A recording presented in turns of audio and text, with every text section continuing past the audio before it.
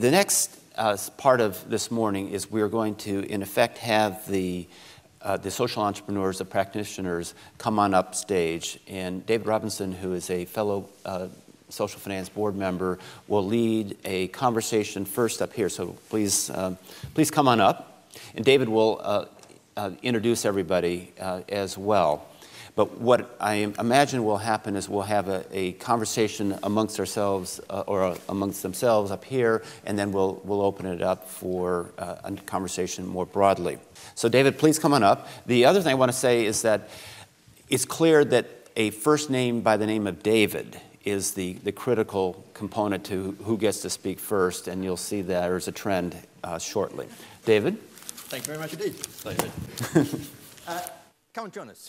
We want to get cracking with the session quickly because we want to get into the meat of what it is here, what we are here to talk about. And so I want to not have a conversation too much between ourselves up here, but have a conversation with all of us. And I'm going to introduce the distinguished panel with a question so we can get going right away. If you want to know more about who these people are, you've got that information in your pack, but I'm sure that you've seen it anyway. I'm going to start with Rob. Rob, you began your career in the city as an investment banker. Then, like many who have encountered St Giles before or since, you saw the error of your ways, you became a reformed character, and you joined the third sector, and have been leading St Giles for a number of years as chief executive. And you have been quoted as saying that the social impact bond represents a revolution in funding. Is it that, or is it just a passing fad? No, I genuinely think it is a funding revolution. It's creating a new asset class. It absolutely excited me when I first started to hear about it. And what it does, some of the great frustrations of actually being chief executive of a charity like St Giles Trust is we lack sometimes that pump priming funding for preventative work that really does make a difference. And St Giles Trust is a very small organisation in many ways, only £5 million turnover. And we have 56 statutory funding streams that last on average 22 months. So to have this clarity is fantastic. And it's a sort of win-win for everyone. That's what I'm so excited about. It's a win for us because we are able to do the work we passionately believe in a way that we know will work. It's a win for society because there can be thousands of less victims of crime. Hopefully it's a win for the investors because they'll want to come back for more. So nobody loses in this situation, which is why I'm so excited about social impact bonds. Thank you, Rob. That's a very positive way to begin. Debbie, you'll recognise those 56 funding streams. You run... know them personally. Yeah, I'm sure you do. You run another large and successful and very well-respected organisation in Tomorrow's People. But you also sit in the House of Lords as well, so you have a variety of perspectives on all this. Yeah. I guess really the same question to you, what do you see as the strengths but also the weaknesses of the social impact bond? Well, I mean, the strength of the bond, Rob has outlined in that you know where you stand and you've got a period of time to do the job well without having to think how many applications you're going to need to put in to secure the money again, because sometimes we start things and they stop and there's a change of focus. I think, I don't know necessarily it's a weakness of the social impact bond, but the challenge for organisations like ours is that there is a whole change of culture about the way we view funding and investment, and the thinking that not-for-profit organisations need to embrace will impact on that charitable culture. And I think that we as organisations have to get our heads around that, because I doubt anything is going to be the same again in the funding world in which we live. I think somebody called it a financial menopause that we're going through. And, I think it's pretty significant. So, if I wouldn't talk about a weakness, I would talk about the need for organisations like ours to really get to understand and get our heads around it. The other thing I would say is that there is this great thing about scale.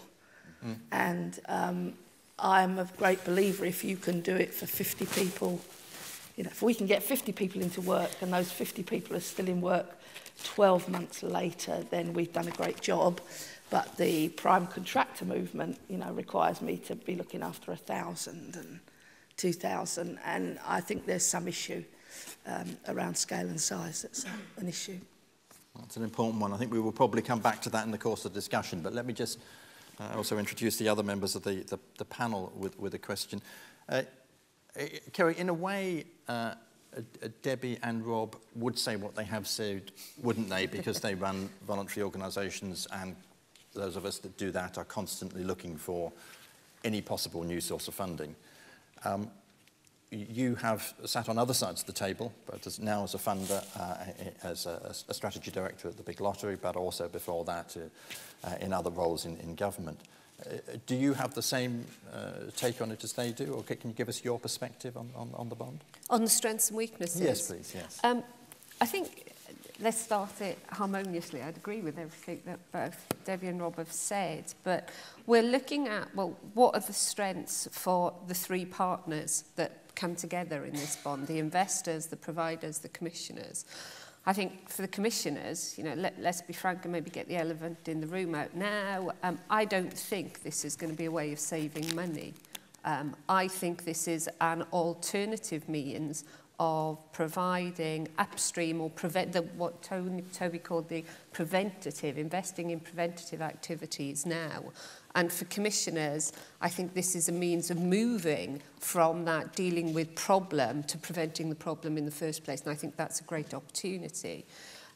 For the providers, I think Debbie summed up, our service providers, Debbie and Rob summed up what the opportunities are. Greatest opportunity there is you've got a bit of security up to 10 years. Do something a bit different. You're not filling in every application. The kind of applications that we, if we're frank, insist on you filling in. So you've got a bit more security around to press innovative buttons to look at things differently. And I suppose for us as a funder at the moment, that what we see as the strength is the fact that our strength, or the strength that we're bringing to this, is that in the current climate, I don't know who else could kind of pump prime the initiatives that we're doing, either through social finance, hosting events like this, or even testing out the Peterborough model and the pilot that's going there. So lots of opportunity. You've said weakness. I suppose the biggest weakness is we don't know yet. We don't know if this is going to work. There's others in the room that are going to be more familiar with the metrics and with the details. I think realistically it's about 2013, maybe Toby can keep me straight, before we start seeing the evidence of what's going on. We're all hopeful, we're all optimistic, we've all done the risk analysis before committing to this, but there's still some way, we're in for the long game, and there's still some way to go before we know whether or not this is going to work. Some challenges in all that, thank you. And lastly, Nicola, if I might come to you, you work with the Young Foundation, and the Young Foundation works with a number of local authorities, which is your particular responsibility, I think. It's perhaps easy for us here to have a rather comfortable conversation about this mechanism when it's actually applied by commissioners on the ground. You know, how does it look from their perspective in your experience? I think it's, I mean, there are elements of everything, all of the above that people have talked about. It's huge hopes that this is a way that money can be brought into the sector. And huge hopes, I think, at a time when budgets are so squeezed and when funding for preventative activities broadly is so vulnerable. Huge hopes that money will come in. But no commissioner can manage a social impact bond without partnerships with St Giles, Tomorrow's People, people like that. And no commissioner can manage a social impact bond without the investors and government. So there's a lot of ducks to line up. And I think from the point of view of the commissioner, this is, you know, it's early days. Toby talked about being in the foothills, and the mountains to climb are absolutely enormous. But the gains, if you can do that, are also enormous. And if money can be brought in to prevent young people getting disengaged from employment, or people stopping repeat homelessness, or, you know, the huge number of other things, then that will do something that hasn't been achieved in the last 10 years when there was financial plenty. So it's a mixed bag, and it's like, you know, the devil is in the detail. In all of this, it's very difficult, but it's also like we need to see what's happening, and we need to see some more pilots, and we need to see some more successes and tests, essentially.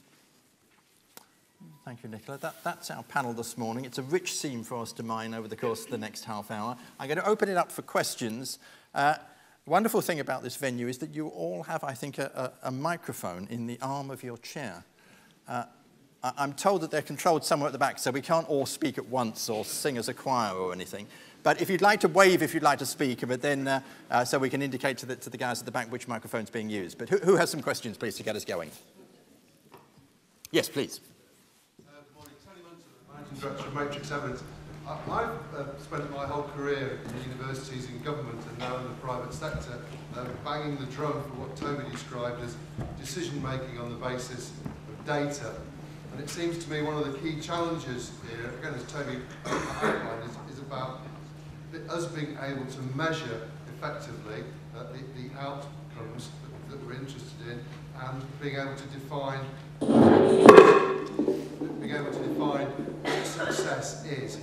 My question for you is this, as a panel: what are going to be the key challenges for organisations like ours, or the universities, or whatever other suppliers of information and data? How can we best support this initiative? Because without the data, without the accurate measurement, investors aren't going to know where to put their money, commissioners are not going to know which bits are going to work, and providers are not going to know how they're doing in terms of delivery. So what do you see as being the key challenge for us to get this shift away from decision-making by anecdote and more on decision-making on the basis of data? Measurement, data, metrics, something of concern to us all. Nicola? I think the key challenge, which is sort of an impossibility in this, is to try and keep it simple and to try and do something that people can work with. And your profession and your kind of professional impact has been, and we do this work as well, is you end up with things that are very, very complicated, that are very difficult for data specialists to navigate, let alone people who need to commission and make decisions about services. And most organisations don't produce very good data, and also the data that's there doesn't necessarily map with the interventions that work best, which I think is one of the key things. Is the things that are evidenced aren't necessarily the things that are most effective. They're the things that happen to if someone's put money, BLF, whoever has put money into evidencing it. So there's something about building the evidence base and really trying to look at what, and trying to encourage agencies to measure what they're doing is really important as well. But then the skill set needed to manage this is hard. And I think your sort of agencies have a huge role to play in helping this happen. Rob and Debbie, why aren't we doing as well as we could at the moment? Well, I think what's the challenges on the ground? I think any organisation, any charity in the sector has to be world-class now at demonstrating what they do actually works. And there are fantastic organisations out there trying to help. And Pro Bono Economics did a report on our work, which in many ways it was the first of its time in trying to actually really get to the bottom of the impact that organisations like St Giles Trust can have. And it's about being able to have access to statutory data, which is crucial, and then it's been evaluated externally. And what was fantastic for us was the fact that for the first time ever, we were able to demonstrate that working with 1,500 high to medium risk offenders, we were able to reduce the reoffending rates by an additional 40%. But for Pro Bono Economics, which was so exciting, was they were then able to demonstrate, because this was peer-reviewed across government, that for £1 invested, did actually save £10. Now, the argument is that's across all the statutory silos, so it's not just helping one particular department. But when you can actually get those sort of measurements, you can actually start to make some interesting decisions. Yeah, I mean, how many of our colleagues in the voluntary sector are here today? How many? Okay, so at the risk of offending anybody, I apologise at the start, but only 8% of charities measure and evaluate what they do, which is completely the wrong end of the scale. And I have to say, when you do it, it doesn't actually get you anywhere. Because, you know, I mean, we've had Oxford Economics take all our data when we were 20 years old. They went through all the data, all the finances, and they found that 77% of the people we got into work were still in work a year later, that the value to our work was 450 million to society. We'd increased taxation by 160 million. We'd decreased the amount of people on benefits by, benefit payments a similar amount. And on average, to get somebody into work cost us £2,050 compared to a minimum on the New Deal programme of £8,000. And that's not a bad deal, but it has never got me anywhere. Because people don't purchase our services on what value we add. They know the cost of everything and the value of nothing. So in our book, we've got to get a whole new language. And I see a vision of when you pick up the FT and you look at the top FTSE 100, that in a column at the side, there is the top charity FTSE, and that every pound you invest in it gives you this. This is the change it makes. And almost like the DuPont ratios, well, we need the equivalent for our sector, and people need to pick it up and say, these are the things, because it's not what you say, it's what you do, and it's not what you promise, it's what you deliver. And I think for the charity, for all of us, massive job to do. The other thing we've got to do is when you look at the commissioners and you look at government purchasing services from us, or being the people that make the return on any future bonds, that their whole language has to change too, and they have to understand what they're buying. You know, when you send them an application, they don't read it, they weigh it. And we've got to stop this outrageous nonsense. Kerry, funders of everything, know the cost of everything and the value of nothing? All of the above. I don't think I can beat what Debbie's just said, but I suppose in summing up on this question about the sector that the gentleman's question came from, the information and data experts and analysts and organisations that are out there, I think that if SIBs are going to work, we need to have a cultural shift that is more comfortable from all three, from the commissioners, the investors and the service providers, with open data.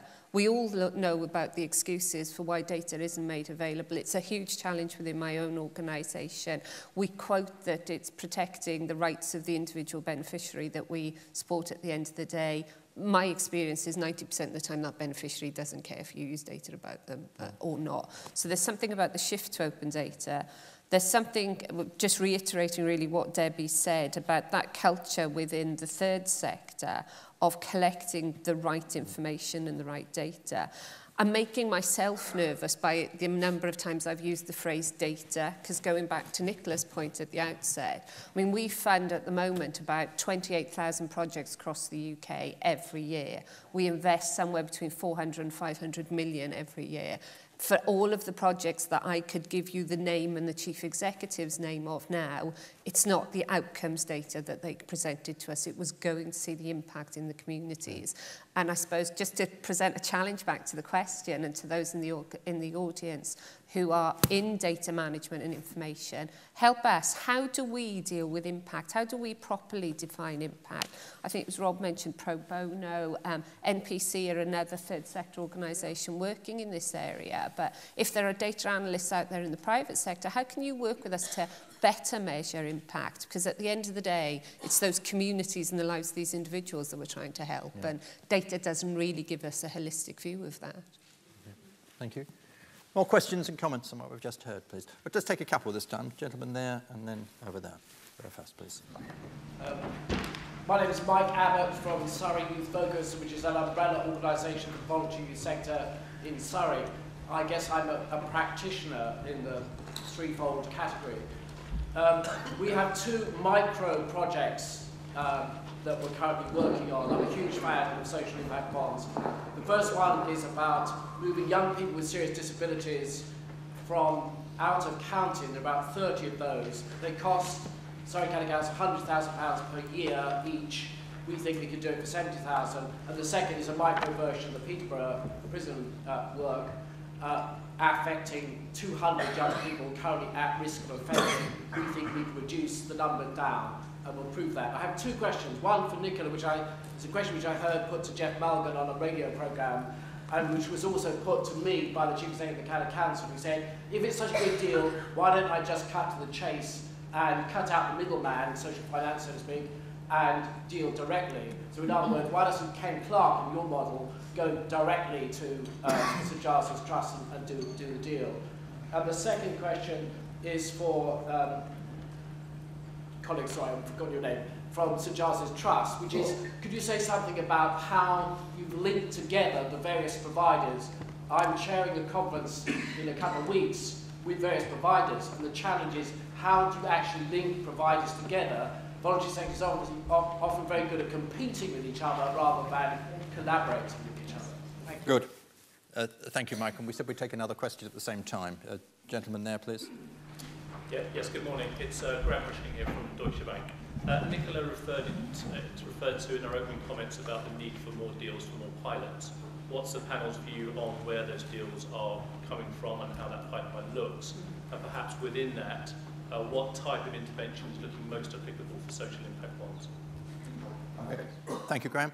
I'm give him advance notice. I'm going to also ask Toby to rejoin us and remark on that last question about the pipeline. But to come to Nicola and Mike's first question, the one that was addressed to your boss, Nicola. Boss, yes. I mean, there's nothing to stop Ken Clarke going and doing such things, and in some ways that might help the pipeline quite a lot. But it's very unlikely that Ken Clarke's going to do that. I mean, what Ken Clarke and other ministers are doing is they're going to organisations to provide big payment by results contracts, and they're asking prime contractors to essentially forward fund that from their own reserves. And so if Ken Clarke wanted to go to you to do something directly, what Ken Clarke's problem would be that you wouldn't be able to do the upfront funding to wait for 3 years or more for your evidence to come through. And that's where the deal comes in. And also what Ken Clarke would need would be advice and expertise, which I would say is not in government. It's more likely to be in this room. So he could, and it would be interesting if he did, but I think it's unlikely. And I think the way things are going on the pipeline issue, things are building up slowly and incrementally. And some of the areas we're working on that look most promising are around NEETs and offending, and they're around the particular very sharp points where you can sort of see, you can plot someone's course through a life change and through an intervention, and where there's a very sharp metric as things go in. Thank you, Nicola. I think I would also, if I might, from the chair as it were, suggest an opinion on this. I think that we need to be quite clear that the social impact bond isn't a way of funding everything, and it is entirely right that Ken Clarke should approach organisations to deliver other things that he wants to do and continue to deliver them in mainstream ways. And we need to be very, very focused on the thought that the important point about the social impact bond is that this is a mechanism for both the phrase we use at Community Links, running the fence, building the fence at the top of the cliff and running the ambulance at the bottom. Now, what we've not had hitherto is a mechanism that enabled us to do that. So we can't stop running the ambulance in order to build the fence. And therefore, we can't afford to fund both at once. Therefore, it never happens. This is a mechanism for affecting that change. But it is not an alternative to lots of other funding streams. It simply needs to take its place in that much wider context, I think. Your other question, Mike, was about, addressed specifically to Rob, but others may have a view about this too, about what the implications very broadly are for how voluntary organisations work together with one another, I think, to paraphrase it. Rob. Yeah, I mean, you alluded that I was an ex-investment banker, and I used to sleep like a baby then. Now I have sleepless nights, and the stress levels of running a charity are far greater than ever working in the city, I promise you. And one of the reasons is I thought City was competitive. And actually, running a charity is 10 times more competitive. It's almost combative because it's a zero-sum game. And I think what uniquely has now happened with social finance is that they've created really intelligent partnerships. Because actually it makes sense for us to all work together because there's a united goal at the end of it. So it's a way of actually driving intelligent partnerships. And I find that fascinating because actually it's making us want to work with our other colleagues. And we've got great working relationships now with Ormiston and YMCA. And where there's a need for those clients, that social finance will help fit in the rest of the picture. And I think that's a very new way of doing it. It does drive that. I also, just as the question was about applications of social impact bonds, and I find it fascinating that this conference sold out faster than Take That.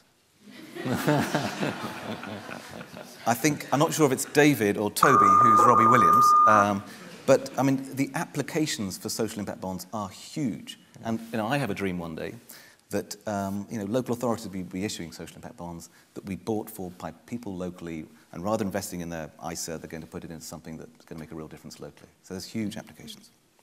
Thank you, Rob. Just Debbie, if I might link the question back to something you said in your opening remarks about scale and impact. And I'm sure we would all say, not just those of us who work in the third sector, that this in the end is about the impact of the service that we're able to deliver to the communities out there. But in the nature of the mechanism we're talking about, and not just a social impact bond, but payment by results mechanisms, we are often talking about large-scale programs, necessarily so.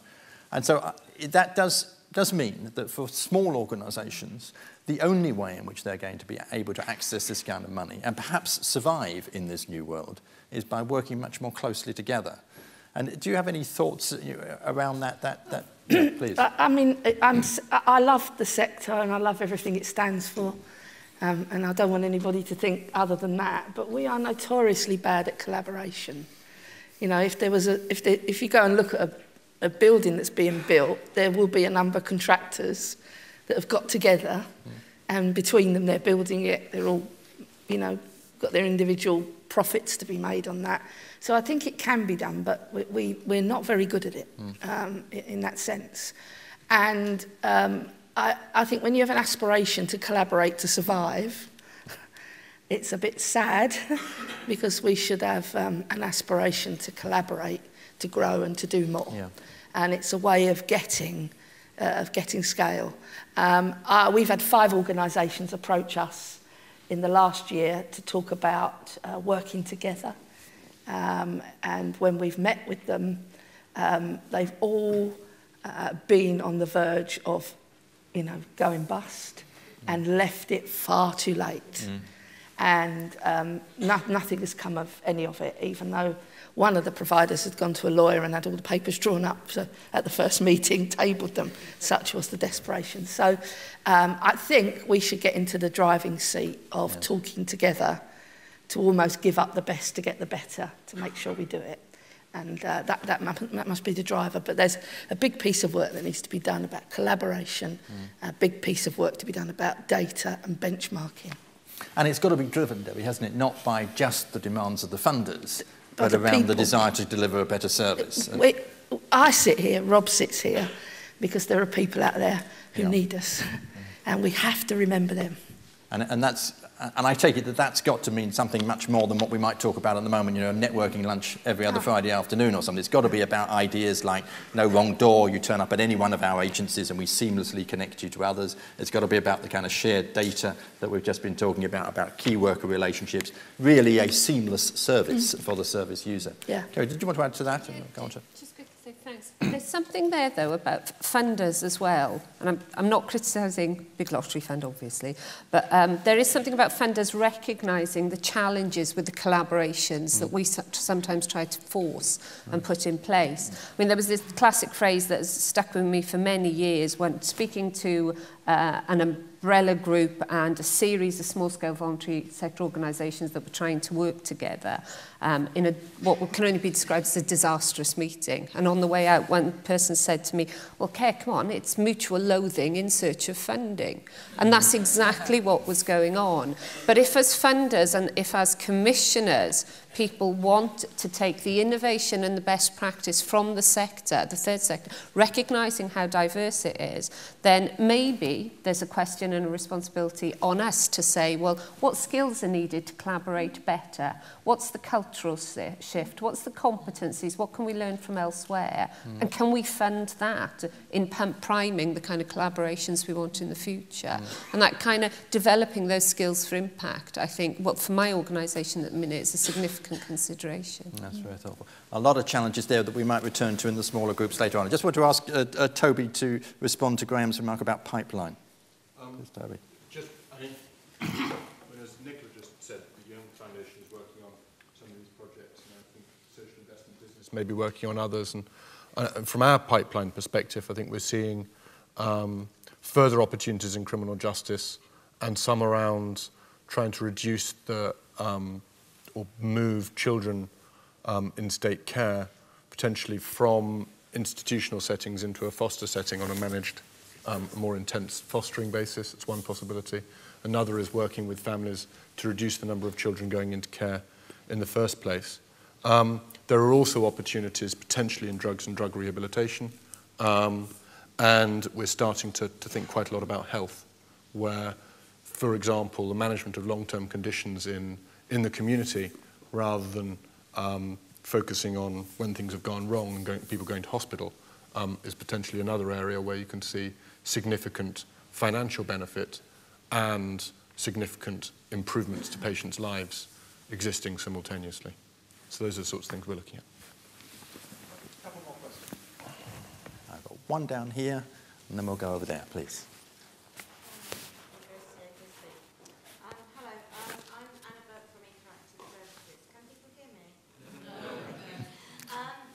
We're a small community interest company, and just a slight remark, I don't quite recognise what some of the panel are saying about lack of collaboration. Perhaps I'm naive, but we have some very good collaborations with other organisations, although the coming of the large primes might make that more challenging, because we're being put into a situation where we're all in competition with each other.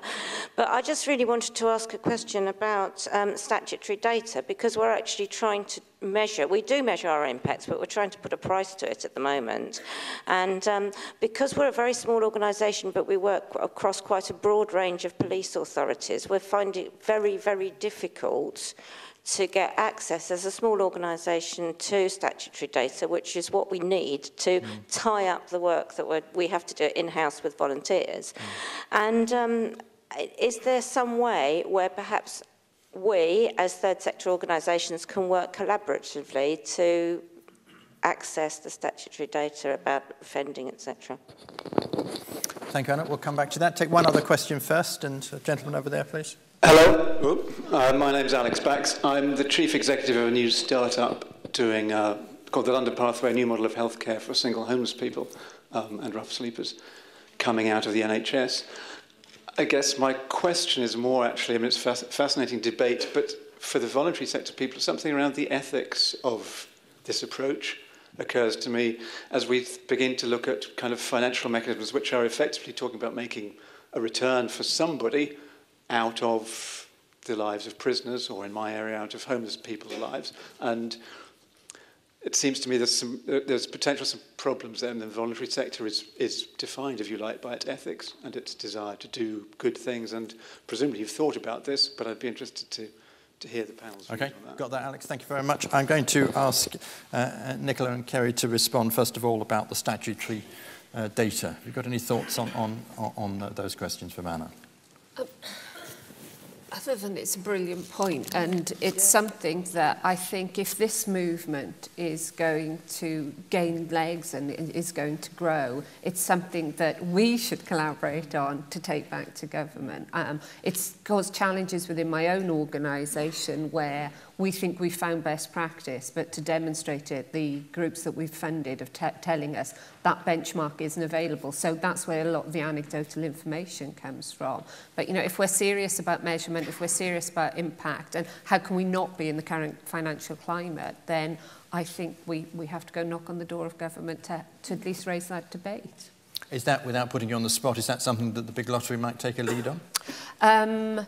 I don't think we definitely wouldn't in isolation, but I think with other partners, those are the kind of debates that we'd be happy to raise, yes. Excellent. Thank you. Nicola? I agree with what Kerry said. It's, yeah, absolutely, and especially if you've got a managed system like the police, they have more data than most, so you should get... Can I say something about the ethics? Please, yes. I mean, I think there are big ethical issues, and I don't think it's right to pretend they aren't there. But if you look at sectors like the housing association sector, which since 20 years has been taking an enormous amount of private investment in order to create a kind of social output, it's not that, you know, it's like these things do go on. We live in a world where we are used to private sector investment coming into social return. I think it's right to keep an eye, you know, it is right that deals need to be scrutinised from that point of view. I think some of the ethical questions that I find really interesting about this are about the issue, the SIBS point David was making, that SIB models work for some groups and some interventions and in some particular cases, but not for all. So there's issues about there are fantastic preventative services which will never be appropriate for a SIB because they are so diffuse and because you're never going to pin down a metric. So in looking at social impact bonds, we need to be really aware that there's a whole other world as well that needs finance, funding, support, innovation, all those things. And it's not... And how we work these things together is incredibly important. Thank you. Rob and Debbie, you both thought long and hard about ethics. If I've understood your question correctly, my point is there's nothing wrong with making money. It's what you do with it.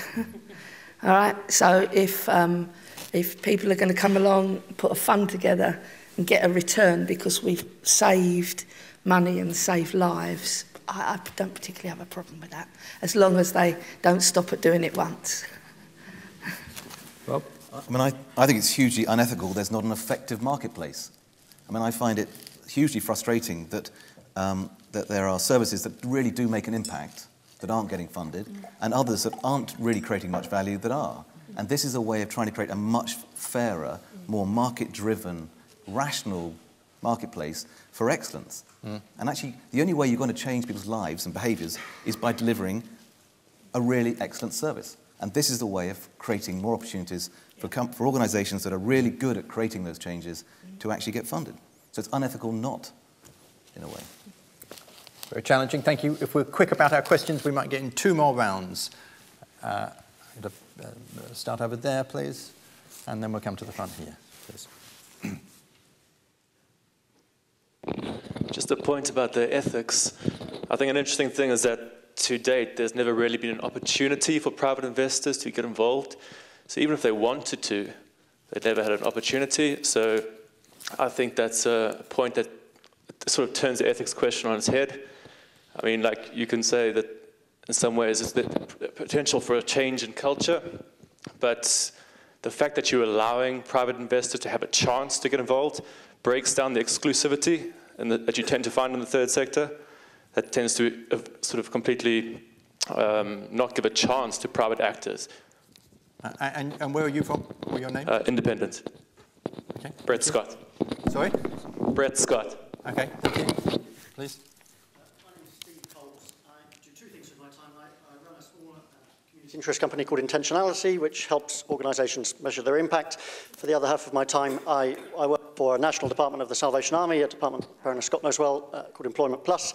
And my question is, I want to borrow a phrase from a psychologist, a chap called Daniel Pink. He says there's lots of stuff that science knows that business isn't doing, in a particular book of his called Drive.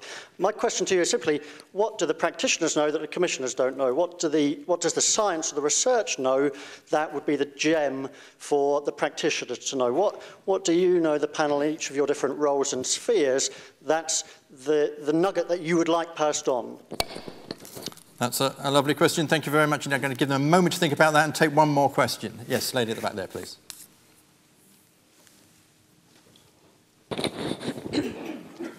Hello. Katie Gordon from Cazenove Capital Management.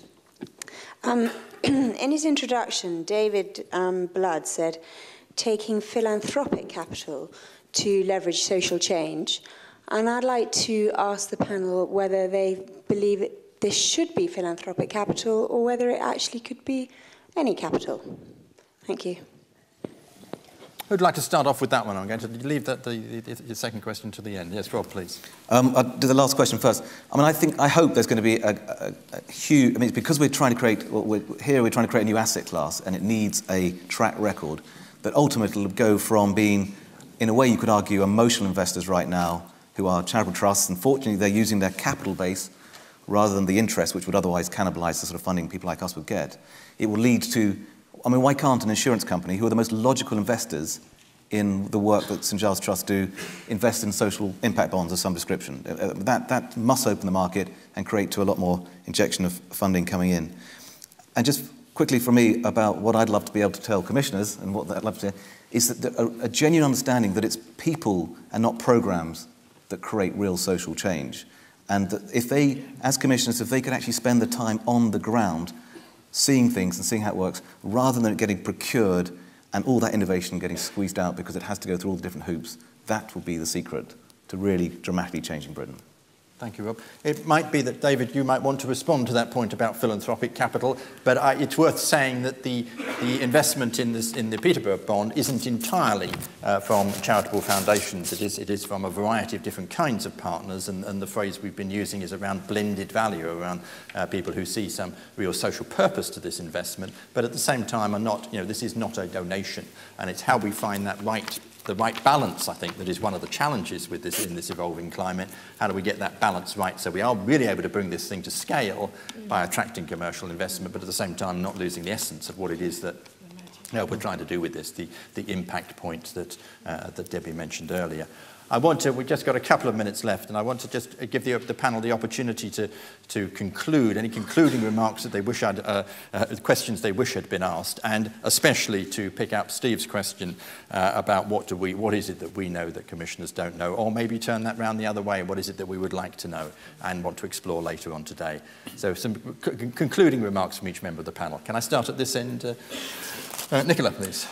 I'm really foxed by my fantastic nuggets that I would like to... And it seems like the nugget is it's about the sum of the different parts being greater than the separate things, and how you bring together the practitioner's knowledge and the data. And that seems to me to be the nugget, but it's not a very kind of tidy one.